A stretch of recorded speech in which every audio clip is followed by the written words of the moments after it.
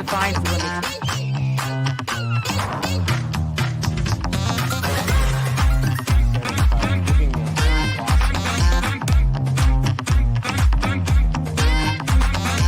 Press overhead, try not to let your back arch. I know when I first started TRX. So maybe we cue out of that previously with our overhead squat assault. So we're looking to see at the feet, knees.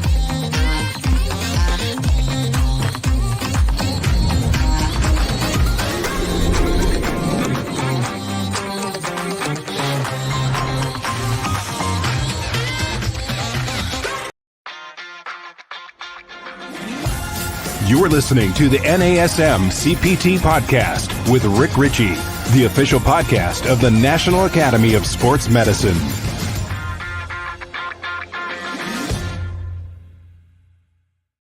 Welcome to the NASM CPT podcast. My name is Rick Richey, and I'm here today wearing glasses. I have an internal hordeolum, which is a fancy word for sty, and I've never had anything like this before. I was thinking about canceling, but then I thought my guest today had to miss a session recently and reschedule, and I thought, man, if I reschedule on him, there's no way I'm going to get him back. So here I am braving the eyeball that is swollen up to MMA defeat proportions in order to be back on the show. I'm happy to be here with my guest today, Matt Jordan. Matt, thanks for being on the show, dude. Thank you. Yeah, it's great to be here. Appreciate the opportunity, and it doesn't look too bad. It looks like you might have, had a bar room brawl on the weekend. Yeah, that's all right. Yeah. That's right. I'm telling you, there's a sad story, but I only cried on half of my face. So it's not too bad right now, but I've taken some NSAIDs to get the swelling down to try to look reasonable. But I'm telling you, I've been putting this whole story on my Instagram. I've been doing stories and a couple of posts, and I had no idea what it was. So I put it out there for anybody who wants to chime in, and to the man with a hammer, everything's a nail. So if they've had something, that's what I have. And they just kind of go through and tell me, oh, it's this. I got to be honest. It's probably a little bit of all of it, and they're all kind of right, but It's been fun. And of course, I like when people put the caveats on there, like, listen, this is not a diagnosis. And I went, you know what? This is Instagram. So don't worry. I will never. We'll hold you to account. Yeah, exactly right. This is not medical advice. No medical advice taken. As a matter of fact, it's funny because I have a client that's an ER doctor, and I reached out to him to ask him questions. And he asked so many questions. I mean, let's go down the list of what it could be. And then at the end of it, he said, I don't know, you should go see a doctor. So the difference between the Instagram crowd and the physicians is pretty vast. And a lot of questions need to be asked. But with that being said, a lot of questions need to be asked of you. So we're going to get into this. Today we're going to talk about strength and conditioning, but I want you to introduce yourself for our listeners here. Tell us a little bit about who you are, your education, your background, your companies, and we will then dive in. Yeah, thanks very much, Matt Jordan. And I always call myself a strength coach first. I worked out of our Olympic training center in Canada called the Canadian Sport Institute, Calgary. It's one of 4 Olympic training centers. I moved here. I was super lucky. I met a guy named Charles Poliquin, who maybe your listeners may have heard of. Charles passed away a couple of years ago, but Charles was my strength coach when I was an athlete, and had no idea that you could become a strength coach as a career. I always loved the weight room. And long story short is I did a master's in muscle physiology. My work took me through 5 Olympic cycles with the Canadian Olympic teams, going to the Olympics and working with athletes and getting them on the podium healthy and safe. Went back to do a PhD in medical science, I would say midway through my career. So sort of an odd time to go back because I was already kind of well established professionally, but I felt I needed more, and the focus of my PhD was primarily around how do we develop better testing methodologies and training methodologies for athletes who've had ACL injury. And so I spent, published on that and present a lot on that. And where I land today is I head up sports science at our Olympic Training Center. I'm an adjunct professor at the university, so I've got a research program with grad students, and I'm really proud of it. I love mentorship. I love working with coaches, especially coaches who want to become more scientific. That's how I've always seen myself, as a coach who wanted to be more scientific. And so we've got a great program. We mentor strength coaches. We give them an opportunity to get a graduate degree, a thesis-based graduate degree. And we have a really cool research program where we're doing all kinds of cool stuff in our strength and power lab, developing really, really good testing methodologies and trying to innovate to help athletes out. And aside from that, as I've got my online consulting business at jordanstrength.com, I provide online education programs for coaches and consulting with professional teams and military groups and all kinds of fun stuff, including NASM. I did a little bit of work with you guys last year, and I was truly impressed. So it's cool. Thank you. Cool to be here today. Thanks a lot, man. I appreciate that. So you've jumped into a lot of things going on. I know the research has probably hit a hard stop recently with the COVID kind of disrupting schedules and student sessions and things like that. So I hope your research is able to pick back up and take off soon. I have a couple of questions. Okay there. Yeah, go ahead. Oh, yeah. You are? Oh, fantastic. Yeah, brilliant, man. Yeah, congrats. we're rolling. So yeah. Congrats. All right. So I have a couple of questions. Everybody likes to put these two words together, strength and conditioning. Maybe you could let us know what they are and what are the differences between the two of them, so that when it's being said, we know what we're talking about. Oh yeah. No, isn't that just I've had so many debates with my friends and colleagues over the fact that we call ourselves strength and conditioning coaches. And some people, that's a badge of honor. Other people would prefer to call themselves performance coaches or performance specialists. I don't necessarily like to put myself into a box, nor would I like to put it sort of rigidly defined. But I think at the end of the day, we are, especially working with elite athletes, we are performance oriented. And so if you think about the expression of muscle power, from short-term maximal expression of muscle power, like, think about a weightlifter, to the sustained power of, let's say, a track cyclist or a cross-country skier, or whatever you think of at that other end of the continuum. Mm-hmm. I always say that my job and our job is to run that gamut, and in terms of being able to optimize how athletes express themselves on the field of play. And so I know that's a bit of a philosophical answer, but it's kind of what it's about, right? You're unlocking an athlete's potential. And right. Even though we call it strength and conditioning, it's a continuum of the expression of force and power across that continuum. And you're playing this role of helping them unlock their potential. And every athlete is just a little bit different in terms of how they accomplish the goal of maximal, that expression of the true peak of pinnacle of performance. So I think that's what I would say. It's a puzzle, kind of like Sherlock Holmes coming in, trying to figure out the clues and putting it all together into the, I always say the perfect program to help that athlete achieve their results. That's good, because I do want to get into the Sherlock Holmes portion of this. I want to find out, pick your brain about what you know and how you get into doing what you do. But I also want to point out a few things. One is that when we're putting together programs for people, especially athletes, we have to look at what it is that we need to get out of it. And so many times we think, all right, well, what is the fastest you can run? Right? What is the most you can lift? What is the most? And when you look at it, there's a continuum of requirements. Like your top end speed, let's say that you could hit 25 miles an hour. Great, but very few sports are going to require that you ever get to that top end speed. And if we're looking at things like soccer or football or baseball, the chances of hitting that 25 miles an hour before the play's over is really low. So what's your acceleration speed, right? So how fast do you get fast? What's your deceleration speed? How fast can you stop, pivot, change directions? There's so many things. And then we add the conditioning to it. Just because you're super strong or you can produce this force, does that mean that you have the metabolic conditioning to be able to do it again for the next play and the next play and the next play. So Yeah. when I look at strength is a continuum as well. There's endurance strength, there's max strength, there's speed strength, and there's endurance to your max strength. There's endurance to your power. So there are a lot of layers to it. And then your conditioning is your ability to repeat, hit play again with the amount of rest that you're given. And of course, if you're given prolonged amounts of rest in performance, then you can have that during your training.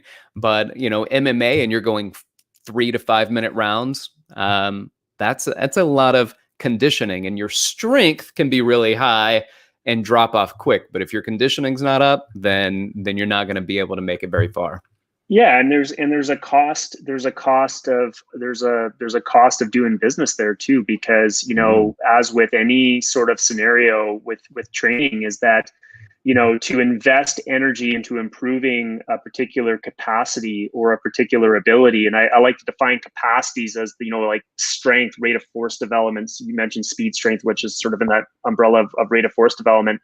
The idea of to improve an athlete's capacity, the reality is it takes time. And so you always have to balance out, is this worth the investment? And having worked with lots and lots of Olympians and in sports of all different types, including professional athletes as well, that are in a broad range of sports, what is that there's not one way to solve a problem, right? An athletic problem, and there's multiple paths to getting success. And I always sort of realize that the best coaches, what they do is they put the sport performance first as the pinnacle. And their role as, let's say developing strength or power, whatever capacity it is that we're talking about, their role is subservient to the master, which is performance. And I steal that quote from my great friend Jeremy Shepard, who's a well-known guy in the space of strength and conditioning research. But we are servants to the purpose, which is performance, and we are here to serve that. And so we have to be really calculated, and we have to be very specific about what we do to improve an athlete's capacities and abilities for the goal of making them a better athlete. And there's nothing more challenging than a coach who confuses that. You ask them, they say, "Oh, what's your purpose?" My purpose is to get them strong. That's no one's purpose. Unless you're a weightlifter or a power lifter, your purpose could very well be to make them strong. But our purpose is to serve the competitive performance, and we have to be very specific and calculated about how we go about that. So it's a good point. Yeah, well said. How many athletes have you ever worked with that think that they feel faster than everybody else?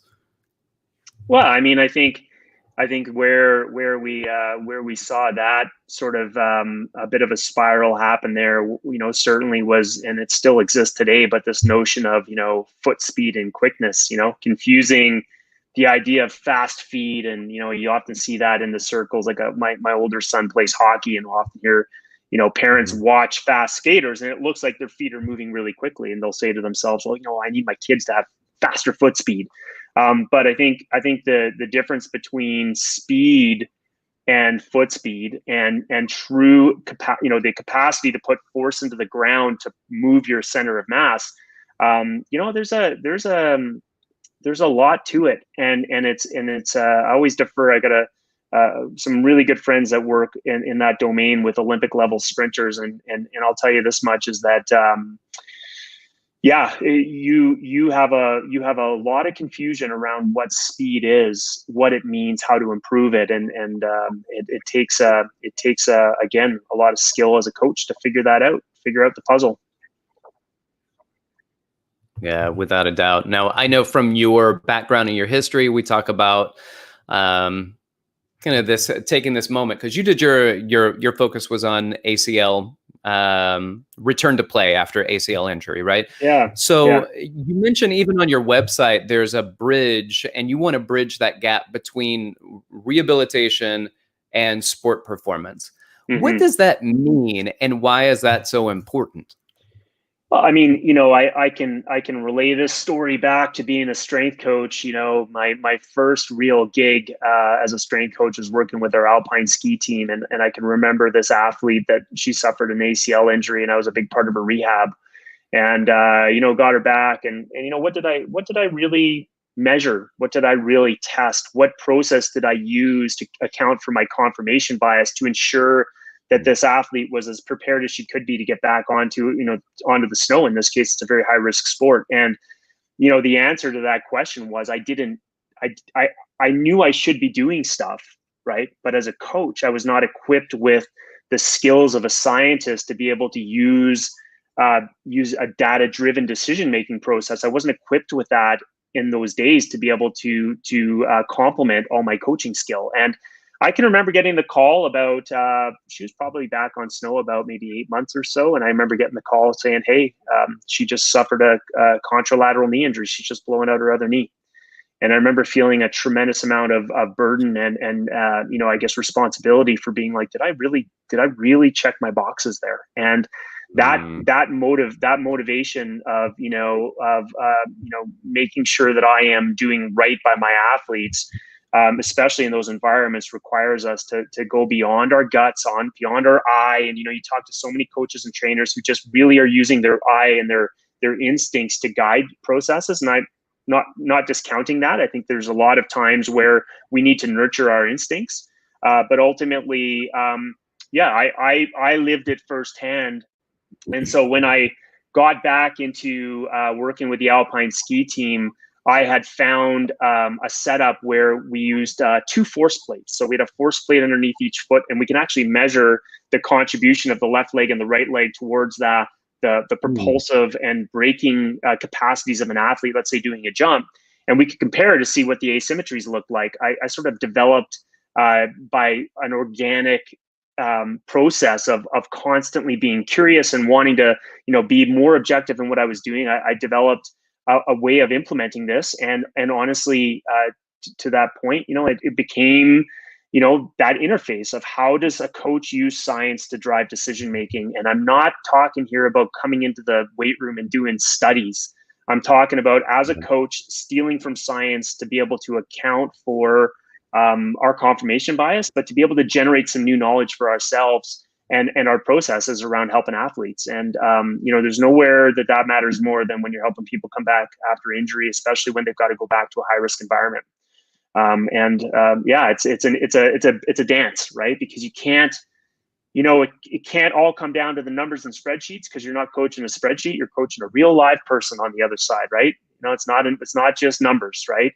But on the other hand, what we know is that you can't just go with your gut and go with your feel, because that leads us astray. And we need to have ways that we can embrace it. And I really try to work with coaches on that. It's not easy. But it's actually, I'll be honest with you, it's the most fruitful and exciting part of my job. And it has been over my career, where I've been using science, but it's been stumbling upon things that you're like, wow, I almost feel like I made a discovery here, because I've measured something and I can actually, bring that in and account for things. And it's truly a fun way to program as a coach. Makes it so much more exciting when you're seeing things change and you can actually measure that stuff and blend it with your coach's gut, coach's feel, coach's eye, coach's instinct, which are also critical pieces of the puzzle. There are a couple of things that you mentioned. One is confirmation bias, and you've mentioned that a couple of times. I'd like for you to just share with our people, what is confirmation bias and how might we be biased and seeking the answers that feed those biases in our own programming. And then I have another question about those asymmetries in the force plate, so that I just want to ask about. But let's confirmation bias first. Sure. I mean, I think confirmation bias is just one type of bias that all humans are prone to, right? And it's the idea that we tend to see the things that fit with our beliefs, and we tend to discount the stuff that doesn't. So if there's someone presenting me with a series of facts, but it doesn't fit with what I care about, I'll have a tendency to kind of overlook that and to focus on the things that fit what I want to have happen. And I'll just give you an example around athletes with an ACL injury. Like you work with them, you spend months with them. It's a long rehabilitation process, 9, 10, 11, 12 months. And at some point in time, you become personally invested as a practitioner in this person's journey. And you want nothing more than to see this athlete get back to the things that they love to do. And at that juncture where we start to entertain the idea of them getting back to sport, let's say it's 9 months, a lot of times you start to focus on the feeling of wanting to give them positive news, like, hey, great job, you look good, you feel good, everyone's got this optimism, and you tend to want to encourage them to progress along this continuum back to a high risk environment. And I'll just give you a couple of examples of the number of athletes at that juncture that, if they haven't been sort of tracked and monitored in a really systematic way, you can end up with an athlete that is at 9 months post surgery that actually looks like they're 4 months post surgery, and that's using objective measures. But yet the people working with them will overlook that to say, I think you're ready because we believe in you and we believe in this. We want to give you this. We want to confirm our bias that all this hard work was worth it and you're ready to rock, when in fact they're not. So that is an example of confirmation bias. Another type of bias that I think is really prevalent for us too is this idea of kind of like a recency or a recall bias. Like, you tend to remember things that are a little bit closer in time, right? So I always say, if you're a coach who let's say goes and gets a certification on the weekend, that let's say the course is on looking at the foot. The next day when you show up on Monday, it looks like everybody's got a foot problem. It kind of goes back to your point about the eye, right? Like, you fit everything into the context of what you remembered most recently, and that's to the exclusion of stuff that you might have done in the past that was really good. Maybe it was that course on lumbopelvic stability, and you kind of blocked that out to focus on the foot, but you missed all the stuff around the spine and the pelvis. I guess my point is that we're all human. We all are prone to this stuff. And I'll tell you, the best way to kind of mitigate that is to be a curious coach and to always make sure that you're trying to bring the science behind the coaching. And that's a way to account for these things. I'm not saying that is the 100% affixed to all issues, because scientists also have confirmation bias. But at the end of the day, it's one way to become a little bit more data driven, is a way that we can sort of account for some of these things. And the dual force plate system was one way that I've been, integrating that into what we do at our training center to help athletes and to help drive our conversations around athlete readiness. So a question about the force plate, and then I want to get into how do we measure, monitor, and improve athletic performance, especially for the personal trainers that are part of our NASM family. But the force plate, I'm just curious what it is that you're reading out of it, and if there's an issue on one side versus the other, you would assume that whichever side may have the issue, you're going to put more force into the other side. Are you trying to read maybe a protective mechanism? Are you trying to read strength output? What are you reading, and then how are you interpreting that? Fantastic question. And certainly it's one that I think, for anybody who's listening and who wants to learn more about this, I think that, some of the stuff that I provide through my website are courses around this, because I think it's an emerging area. But let's just keep it really simple. Number one, I stumbled on this, by the way. It wasn't by design that I started using 2 force plates. It was the fact that we had zero budget at our Olympic Training Center in Canada for new equipment compared to my friends around the world, especially my American friends. And I'd been down at the USOC, and I'd seen this equipment that a guy named Bill Sands was using there, and he had these little force plates that cost $500 a pop. And I was like, $500? I can afford $500. But the problem is these things were super small. They were about a foot by a foot, maybe a little bigger. And I was like, there's no way I'm going to get a 200-pound or a 220-pound bobsledder jumping on this little plate. I'm going to need probably 2 of them to be able to actually use. So I was like, I got to get 2, but hey, $1,000, I can afford that. And so we got the plates, and I was like, this is amazing. As a coach, I'm working with athletes. A lot of them were injured. And I was like, this is pretty cool. I can actually, I would say it's like taking an X-ray or an MRI to your movement, right? Like, what we care about as coaches is how do you put force in the ground to move yourself around the world, right? Like, how do you put force in the ground to move yourself on the field, on the snow, on the ice, and that's what's happening. And with this setup, I was like, oh, this is really cool. I am taking an MRI to your movement, and I'm actually measuring the contribution from the left side and the right side in terms of the forces that the system is generating, the person, as they push into the ground to either break or propel themselves off the ground or to land. And, it was very interesting that if someone had a left side injury, that in a lot of cases, you would see that would be reflected in the shape and also the asymmetries that you would visualize in the curve. And I was like, this is great. I got a tool now. Like I've got something that's actually really bringing meaning. And for all of your trainers out there who might be listening, who understand the FMS, right? Or we understand comparing the right side to the left side. This is a way that we can use a data-driven approach and really almost make an X-ray picture of what that looks like, so you can start to see and quantify that side of things. When you are using the plates, you can use them in all kinds of tasks. You can use them in isometric tasks, like let's say a mid-thigh pull. We've actually mounted one to a leg press. We've got a friend of ours who are welders, and they kind of welded out a single leg press for us that cost us like $600. It wasn't a lot of money. We mounted a plate there so we could measure right and left forces. You can measure it. We've tested Olympic caliber weightlifters on these plates doing cleans, and we have, as a part of our core test battery, is a whole bunch of variations of jumping. So counter movement jumping, drop jumping, squat jumping, single leg jumping, reactive hopping. And really what you're able to tease out from this signal is you can tease out the eccentric movement phase, so where the phase where the athlete is putting the brakes on, and we alluded to that before, in the idea that as you unload and you start dropping down towards the ground, there's a phase where you've got to put the brakes on. So you're basically reversing the fact that you're accelerating downwards. We can look at how they accelerate up and off the ground, and we can look at how they land. And there's a direct connection between the force that you apply and the speed of movement. It's called the impulse momentum relationship. It's going back to your high school physics classes. There's a relationship between the force that I apply and the speed that I hit. And so from there, we can do some analysis, and we can break this down, and we can actually look at these different phases of movement. And specifically, we can look at the right side and the left side. And what this allows us to do is become a little bit more surgical in our programming. And we can identify athletes who have large asymmetries, that have asymmetries in specific phases of movement. And now our programming can be specific to what we're seeing in the signal. And this allows us to optimize that athlete beyond just, we talked about this at the beginning of the interview here, is that, our measuring stick is typically how much did you clean, how much did you bench, how much did you squat, how fast did you run?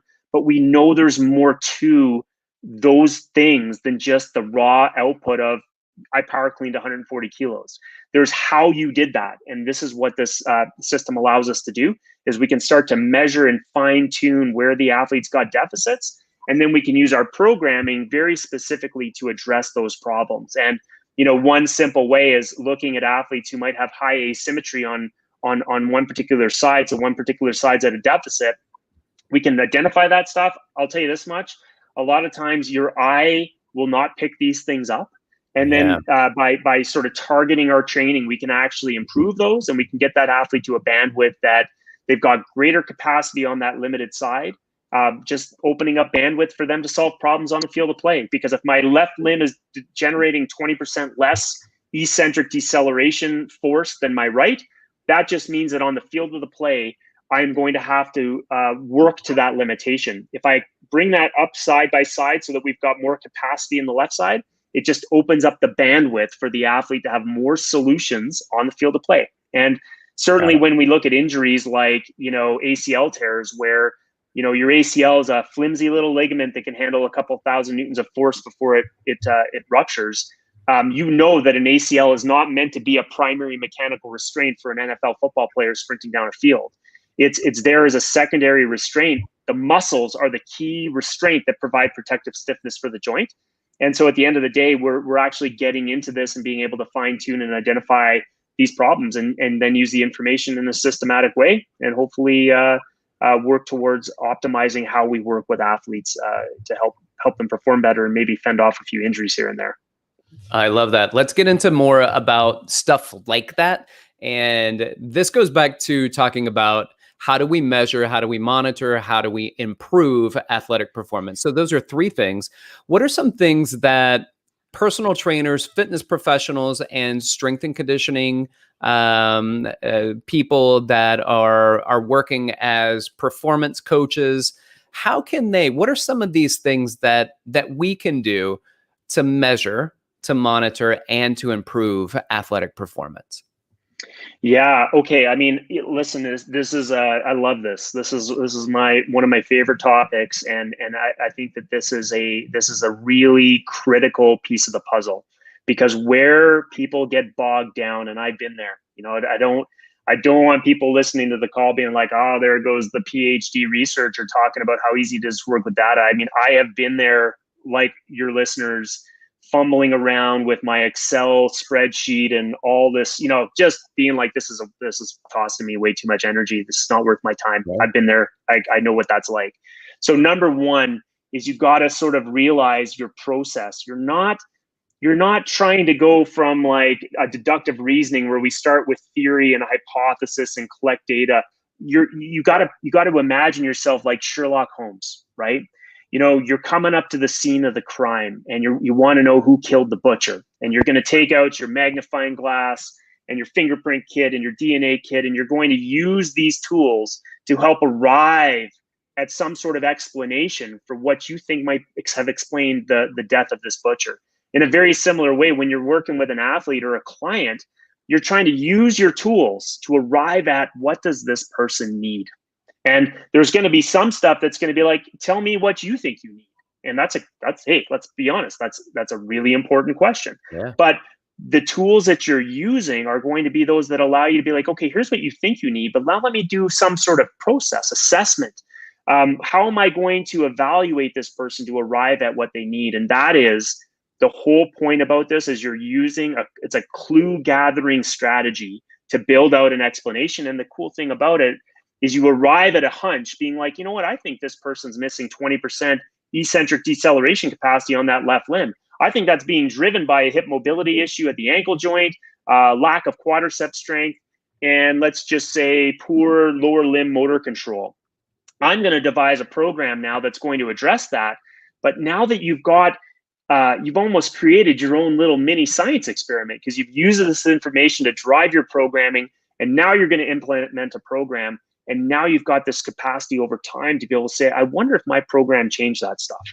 And I'm going to tell you right now, that is so much fun. And I can give you examples where, just to let you know, it's not all confirmation, serving your own beliefs. I've written programs where you go through that process, the athlete comes back, you test them, you're like, that didn't work.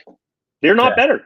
Yeah. And it's not that you're doing that to help understand as much as anything else, right? So you may have other cases where you're like, wow, I've really learned that in this particular case, I apply this and this works really well. So that's number one about your process, right? Is you've got to think about it like Sherlock Holmes, and you got to be in that mindset. Number two, and I know this is tough, and I've tried to simplify this in the courses that I teach and when I talk to personal trainers, you got to think about a dartboard, right? Your goal is to hit the bullseye, and how many darts stick in that bullseye is how accurate your testing equipment is. It measures what it's supposed to measure. How clustered those darts are is the reliability, like how precise is the measurement. And you can have really good precision with a test, but it's off the bullseye.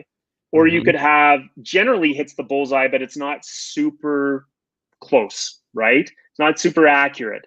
And those are real limitations depending upon the environment that you're in. Because when I work with elite athletes, I might expect that from one day to the next, or a week to the next, or cycle to the next, we might see 1% or 2% of change. So if my system has noise that's 10 or 15%, but I'm looking for a signal that's a couple percent, I'm never going to see the signal in this noise. So I have to understand a little bit about how to tighten things up so I can see the stuff that I really want to see. And that would be number two, is you've got to make sure that when you use tests, if you're going to use a data-driven decision-making process, you got to kind of understand how to get your measurements as tight as possible.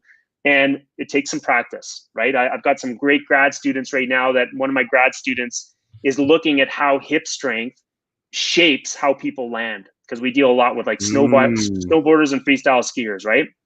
And we need to understand, does hip strength contribute meaningfully to how those athletes land? And his first round of testing, my grad student's name is Drew Lawson, great guy. First round of testing, his noise was like, let's say 12%. So from one test to the next, 12% noise. That would mean that an athlete would have to improve more than 12% for him to say, yeah, I think something happened here.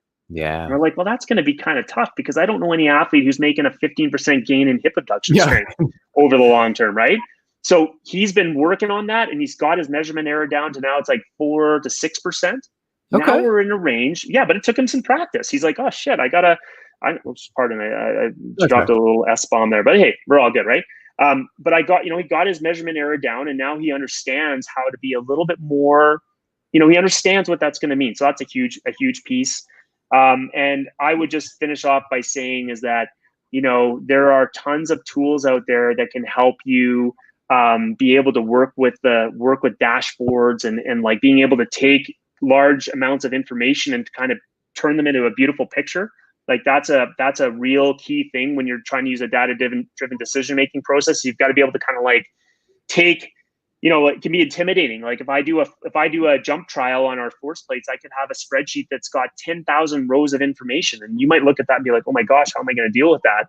But there's ways. And again, I would say for anyone who wants to learn more about this, you can either buy turnkey solutions or you can learn to do it yourself. Final point, and then I'll stop talking on this topic and say that the clincher was always this: hey, that's awesome, Matt. I love the dual force plate system. I see how this works. I see that you can measure asymmetries, and it's awesome. But I either don't have the money or I don't have the expertise to do it. And I would just say that you may want to check out some of the wearable companies that are coming online these days. I work with a company in Vancouver, Canada called Plantiga. They put an IMU inside of an insole, and I actually have got one here because I actually go for all my runs. I put this in my shoe.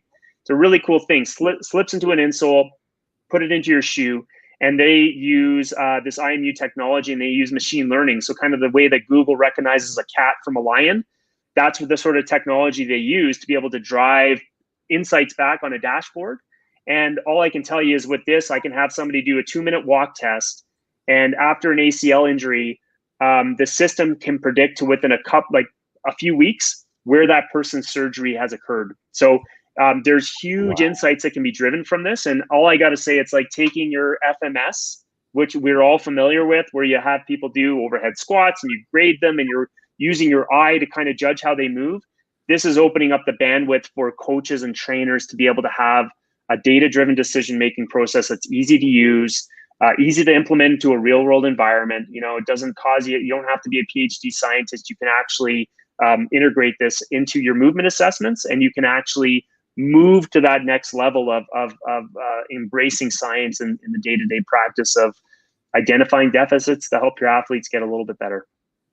Now, are you using these measures and monitors to drive your exercise selection? And are you using that exercise selection? Are you using the individual or the sport timeline, like the preseason, season, postseason, all of that stuff to drive your program? Or do you kind of have generally we're going to stay in this phase for this long and move to this? How do you do your exercise selection and your program of those selections over time? Yeah, well, I mean, I think that the short answer to the question is I'm basing my exercise selection and my loading parameters on my assessment process. So by using a combination of traditional movement assessments like we do with our coach's eye and technologies like Plantiga, where I can quantify that a bit better, using our force plate technology and some of our other measures that we have available, I'm able to lock in on where the real big issues are. And that's the primary driver of the exercise selection and also the loading parameters, because that's going to kind of shape the direction that I'm going to head. To just give a little bit of sense too, I think that as part of my intake process, I'm also using that athlete's experience as well to understand, what's worked well for them in the past. Do they have any are there any underlying contraindications for a particular movement? Having worked with Olympic athletes in, let's say, speed skating and cross-country skiing, I can tell you that some of the athletes love the weight room, some of the athletes could care less. So, investing all kinds of energy into teaching them Olympic lifts, it just wasn't it just wasn't it wasn't worth the time. So I need to have, ways that I could accomplish the training effect, but have the exercise that would be easy to learn, easy to implement. So there's all of this sort of analysis going into my selection of exercise. And some of it's coming from the data that we're collecting, and some of it's coming from, how I interview athletes and how I track their progress. And I would say that more and more and more, moving away from the idea of a preset idea of what periodization should look like. So if you're still making gains on the program I gave you, and my instinct says, well, every 3 weeks we change the program, but we're into week 4 or 5 and you're still improving. Yeah. I might actually stick there and say, hey, let's keep it going, right? Like let's keep the exercises in there. They're working for us. And let's, make subtle shifts in the loading scheme so that we still avoid the stagnation in the plateau, but let's maximize what we can get from this. There's also, back to drivers of choosing exercises, there's also realities, for example, anybody listening to this call, we all know, right? Like, when do you really feel that delayed onset muscle soreness? It's typically after you've made a big switch in your exercise selection. So moving from, let's say, an emphasis that has, let's say, more, back squatting and trap bar deadlifting to more split squatting, right? Like, you're going to feel it in your adductors and you're going to feel it in your high hamstring. And, certainly with athletes, we always have to be cognizant of the fact that when they get into their competitive season, we are serving the purpose. I go back to that, right? My job is not to make them strong.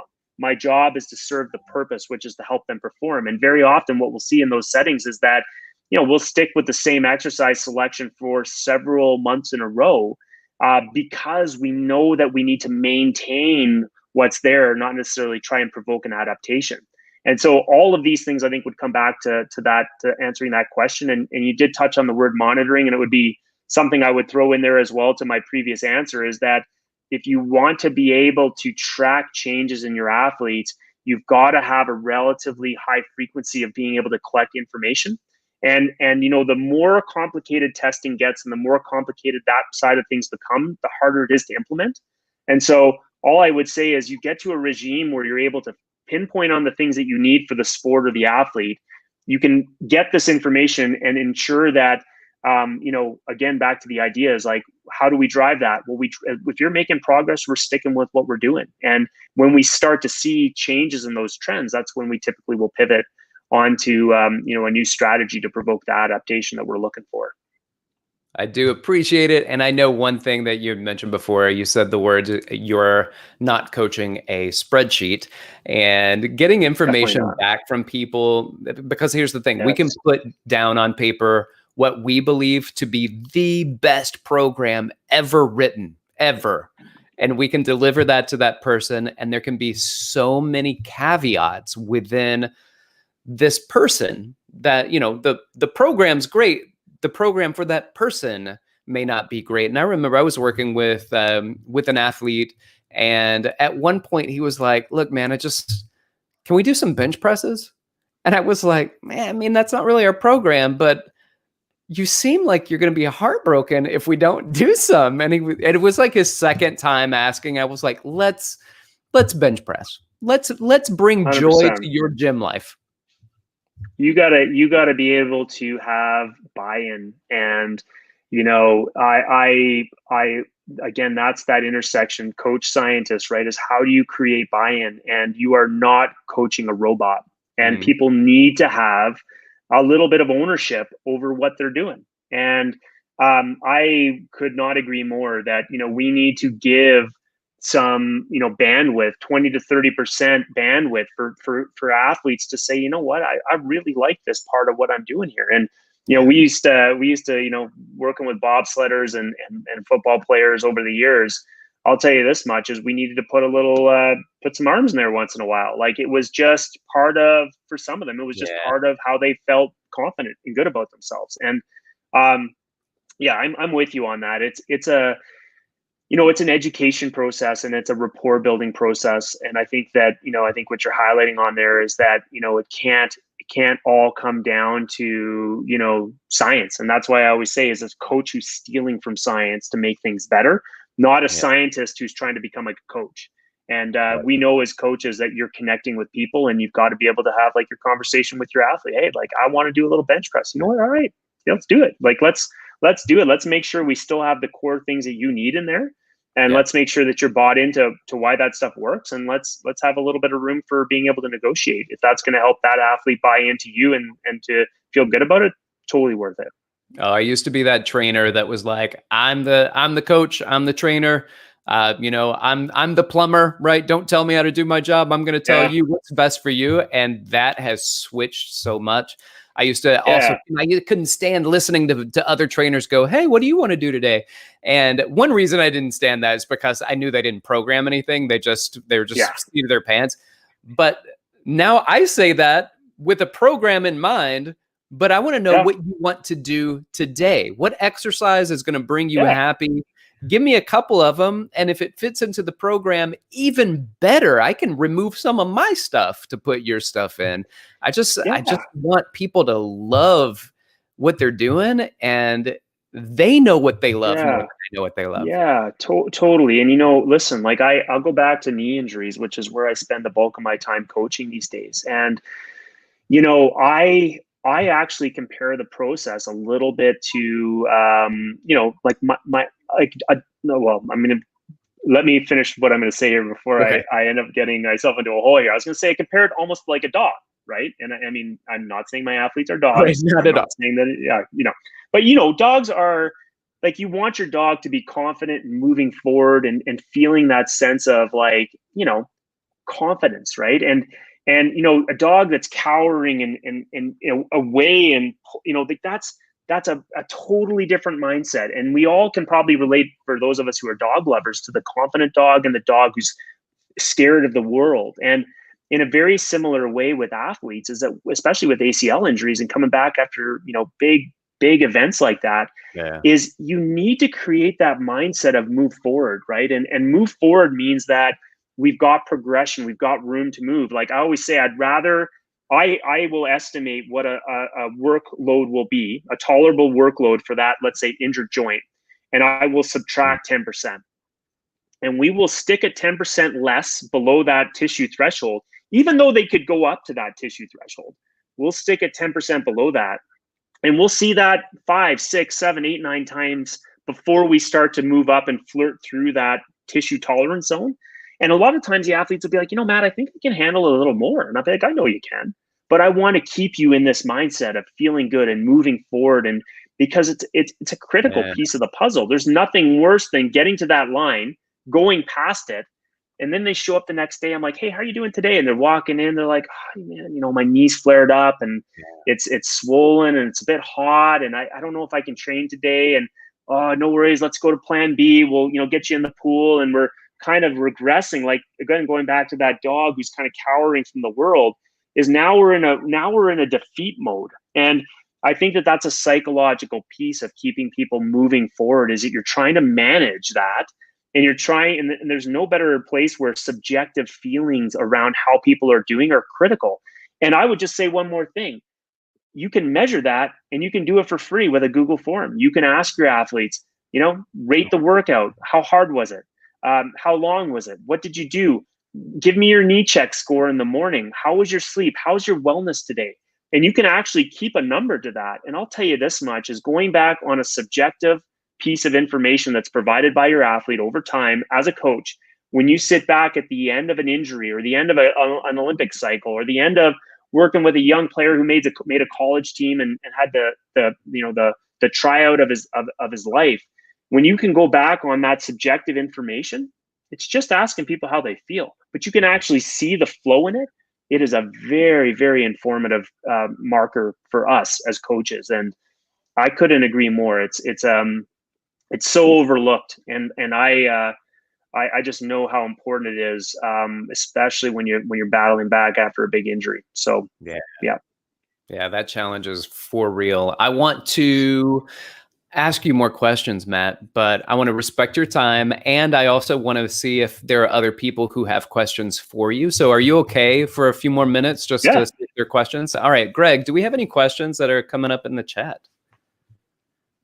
Yeah, we do. Let me get you a few here. Coach Chris in the chat wants to know, in respect to daily/weekly volume, how often do you change the program length of time or training sessions?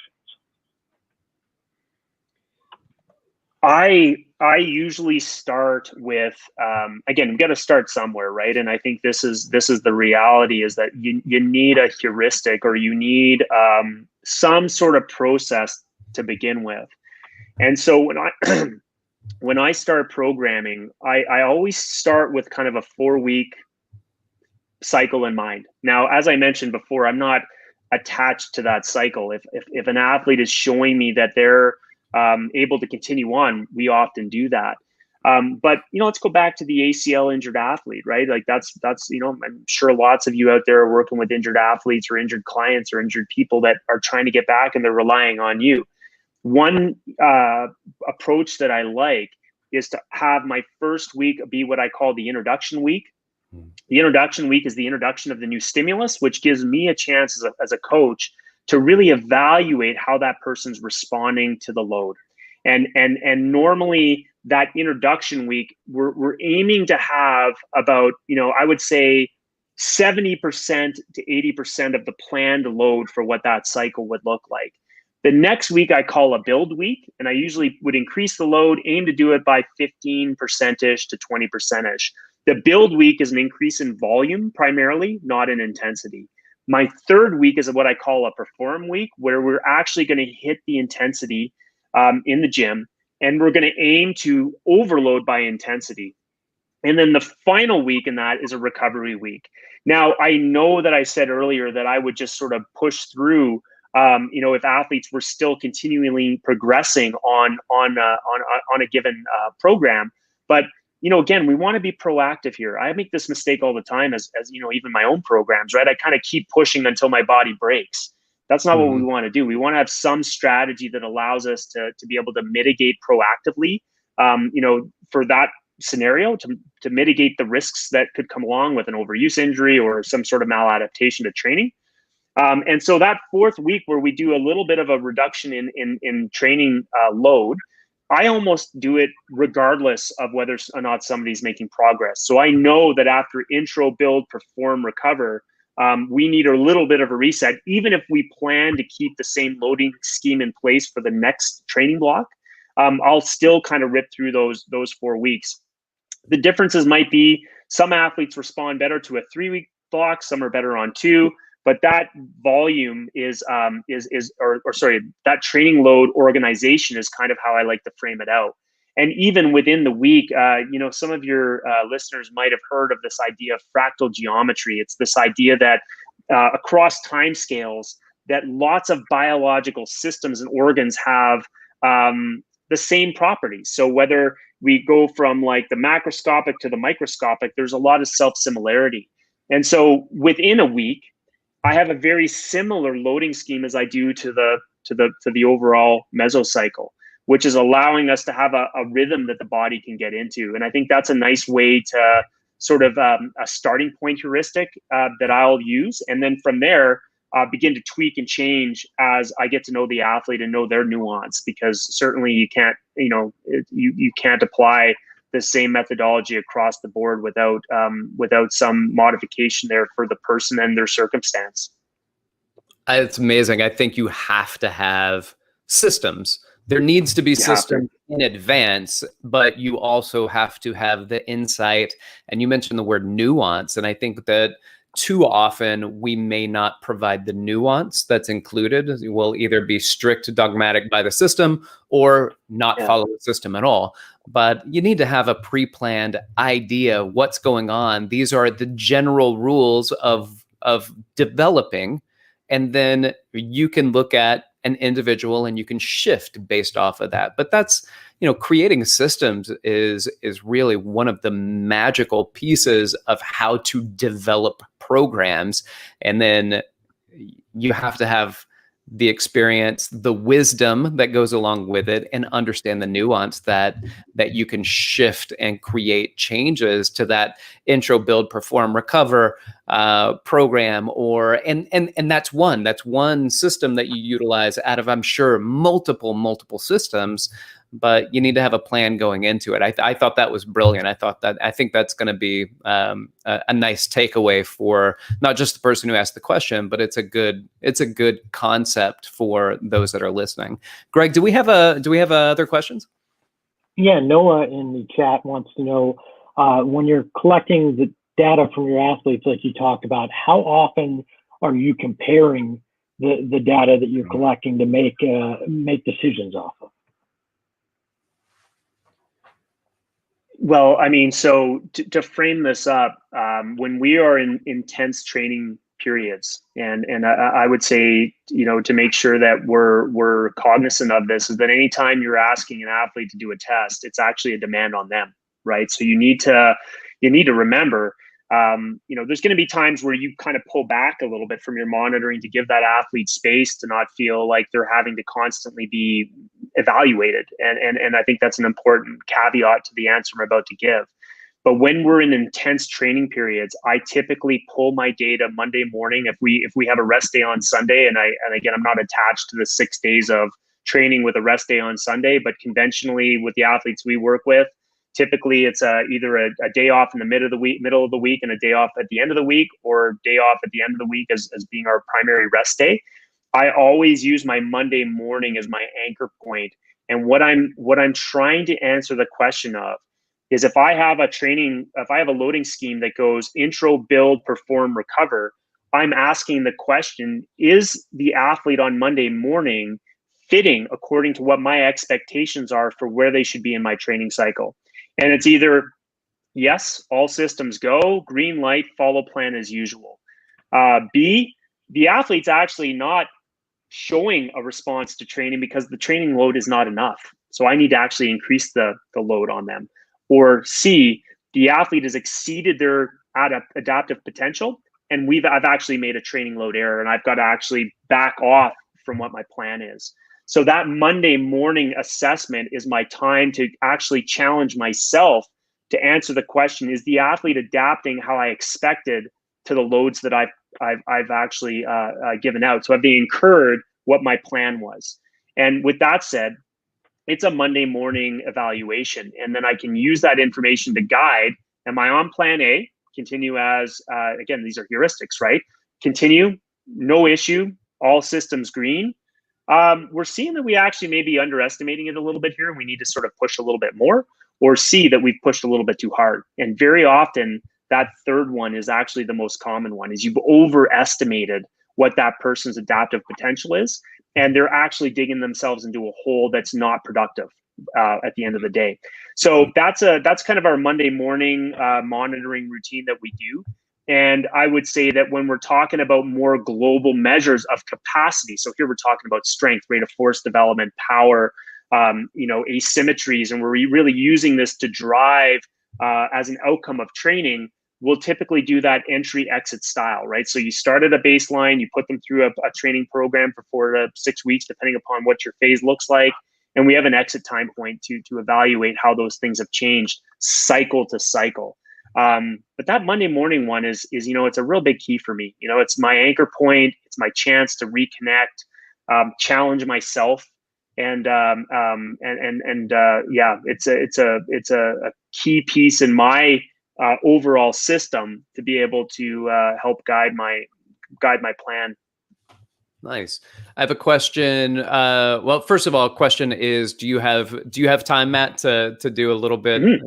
Yeah. Okay. Fantastic. Yeah, let's do it. Yeah, 100%. So, Greg, let's go ahead and offer it back out to people in the chat if there are more questions, because I have questions. So let's see if I've been asking my questions. Let's see what they have. We actually have gone through everything that we currently have in the chat. So if anything else comes up, I'll let you know, Rick.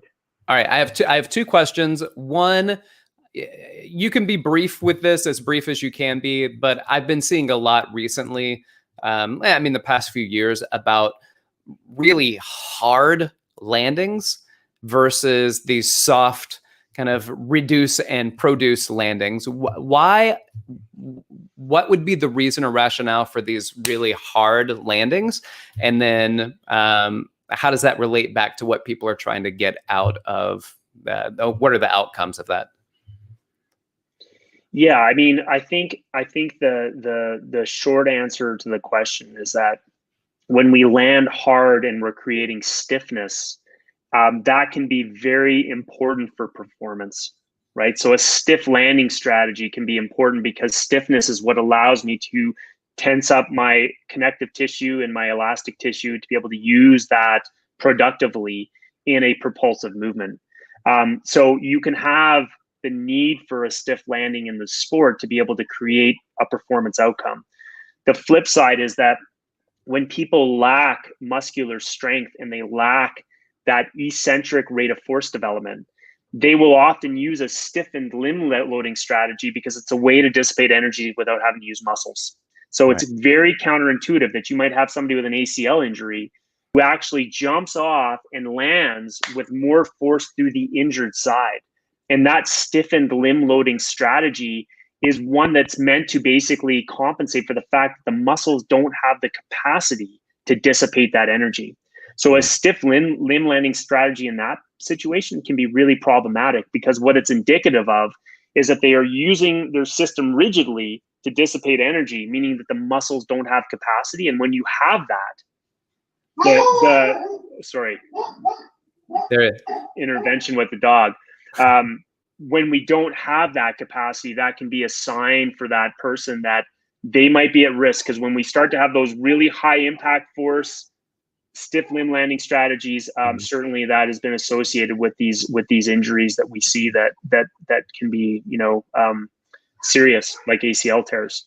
Yeah, I just think that one of the issues with hard landings is, in my perception, a hard landing stimulates muscle activity, right? Now, depending on what position you're in, that could certainly be absorbed through the bones and through the joints. So we do want it to be a muscle absorption.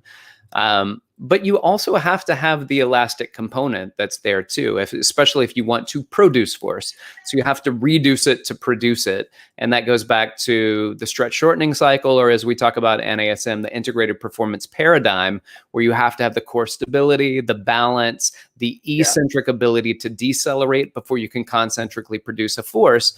And then I think also through training, and not that hard landings are wrong, you just need to, if it's for the purpose of developing that strength in that landing, it's important. But what you should also do is evaluate where we are in this continuum. Hard landing, can't jump as high, a little bit softer, jumping a little bit higher, too soft, I don't jump as high. And then start to evaluate where is that individual's best kind of range of motion and touch in order to produce the greatest amount of force. Yeah, no, I think that becomes especially important when we're dealing with, sports where stretch, short, and cycle activity and are a key part of the sport, right? I mean, some of the sports that we work with, like let's say snowboarders, it's actually not a stretch, short, and cycle. It's basically dissipating energy from a 30-foot drop off a jump, where you literally just have to be able to absorb. But yeah, I mean, where my alarm bells go up a little bit is, again, we'll see this very frequently in our strength lab. Again, Drew, the grad student I referenced, we'll see these athletes who come in who are just seriously, they're just not very strong, right? So they lack strength. And so they opt towards this stiffened limb landing strategy because they don't want to use the muscles. They want to just lock it out and put energy right through the system. And I always shudder a little bit there because, you on the other hand, you'll see the athletes who are strong and pre-activating muscles and able to use that stiffened strategy to really use it for performance. And so I think you put it real well there. It's like being able to understand, what does this athlete need to do and why are they doing that? Like what's driving that? Is it a way to improve performance, or is it something that they're doing because they're at a deficit in some other way? Yeah, and I'll also say that if listening to a landing is really important, because you can land hard and absorb forces. But if you land hard and you hear a smack going into the ground, then you probably didn't absorb those forces. You just landed. And to be able to use a stretch shortening cycle, whether it's a hard landing or a soft landing, the sound of it should probably not be that hard or that loud, because even in a hard landing, it's a very short, rapid absorption and production of force, and that force isn't going into the ground, it's being absorbed and pushed back up. So throwing that out there with some comments. And then I have one other thing that I want you to touch on, because at Optima, the NASM conference, I'm going to be doing something on mentorship. And this is for personal trainers who are like, what's my next step in my evolution? Do I want to open my own gym? Do I want to be a speaker? And can I speak in front of a bunch of people? And I'm really trying to gear people to say, look, this is the speaking gig is enjoyable, but that's like a 60-minute gig, and I can do the same thing over and over again. Like, for you to really change lives and progress, you are either training or teaching other people, mentoring other people how to do their job better. And that's kind of an incredible impact. And so I'm speaking to that on at Optima. And you mentioned having a mentorship program. So please just speak to it for a moment. You don't have to spend a lot of time on it, but the value of it and what your students or proteges get out of it. And then we can wrap our conversation up. Yeah, I mean, I think that, you've got to, it's like anything, right? You've got to you got to lead with your heart and lead with the things that you care about in life. And I believe strongly in the role of acquiring knowledge and giving mentorship. And I also believe strongly in the idea that we need mentorship ourselves across our lifespan. Amen. And so that is a sort of a value I live by. Working with coaches, I am trying to create a pathway to help coaches and trainers and personal trainers and sports scientists, trying to create a pathway to make this world a little bit easier when it comes to having to embrace data. It's everywhere, whether it's a wearable or whether it's a force plate or whatever. It's overwhelming, and you hear this all the time. Like, I don't even know where to start.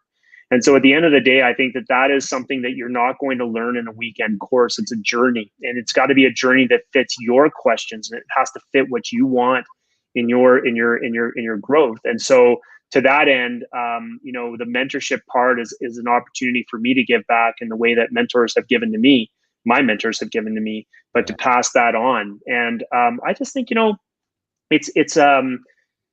it's good work, right? And by good work, I mean it's rewarding work to be in that role, but it's also rewarding to be yourself in the process of being mentored. And so I think, to answer your question, I think that it's our duty as we grow to both be giving and sometimes be taking that ourselves, because that's how we stay current and relevant and honest with ourselves, and we can pass that along. So it's great that you're doing that session. Online opportunities for mentorship, I think, are better than ever.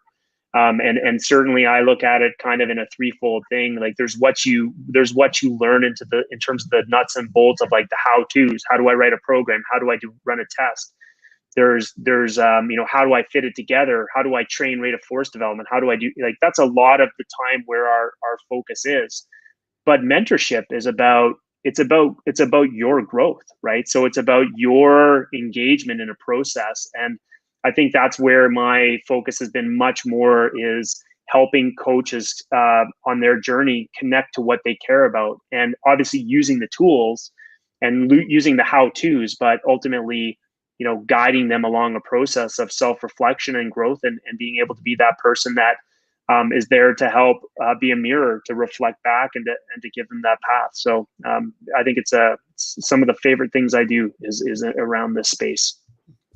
Matt Jordan, thank you so much for your insights and your input in this conversation. I appreciate it. If people are looking to find you, to learn more from you, to follow you, whether it's social, email, website, how do they do so? So my website is jordanstrength.com.